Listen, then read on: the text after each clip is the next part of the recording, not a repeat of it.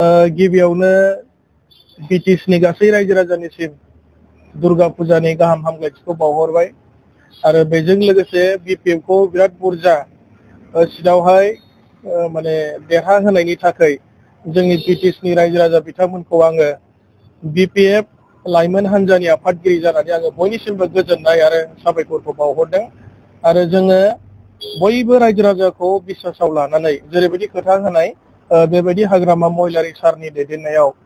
जोङो खामानि मावगोन बिटिसि ओनसोलखौ जौगाहोनायनि खामानि मावगोन जोंनि गोमानाय माखासे गोहो थार्ड ग्रेड फर्थ ग्रेडनि साख्रि होनो हानाय केपासिटि बिटिसिनि पावार एन्ड फांसन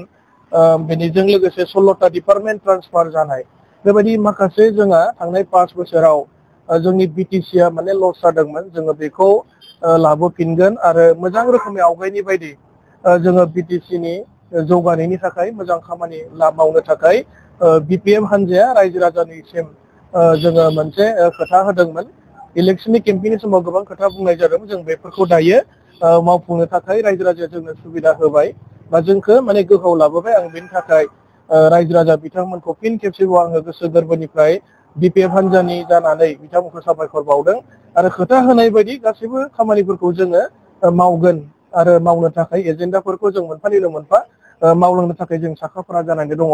आरो फैबाय थानाय 5 तारिखआव हाग्रामा महिलारि सारा जिहेतु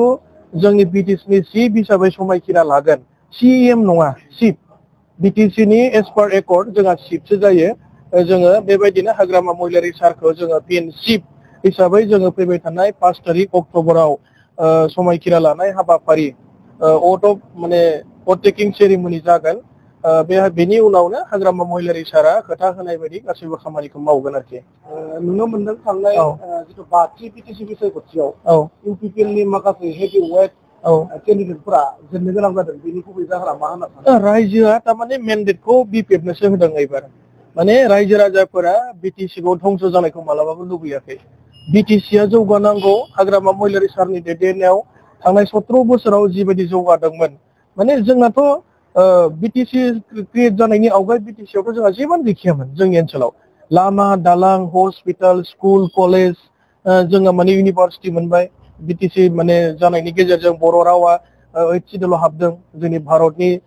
संबिधानावहाय बेबायदि माने गोबां माने मेजर इस्युफोरा माने बिटिसि सृष्टि जानायनिल'सो जाखादों दा बे खोथाफोरखौ माने जोंनि इन्टेलेक्चुयेल लेभेलनि लोगोसे रायजो राजा जोंनि स्टुडेन्ट जोंनि इयुथ्सफ्रा माने बे खोथाफोरखौ बयबो दिन्थिनानै बिपिएफ नङाब्ला हाग्रामा महिलारि सार नङाब्ला जोंनि बिटिसिया माने जोबस्रांलांनायनि लामायाव थांगासिनो दङ आरो बर'फ्रा माने पलिटिकेलि जोङो माने साप्रेस माने सोरजोंबा गादबजानो थांगासिनो दङ नामा बे खोथाखौ माने जोंनि दानि यां जेनेरेसनफ्रा मोनदांनानै माने हाग्रामा सारखौ नांफिनगौ बिपिएफखौ नांफिनगौ आरो बिटिसिया माने सानफ्रोमबो बर'नि पलिटिकेल पार्टिजों सालायजाथों बे खोथाखौ बयबो माने अनुभब खालामनानै माने बिपिएफखौ देरहाहोदों आरोखि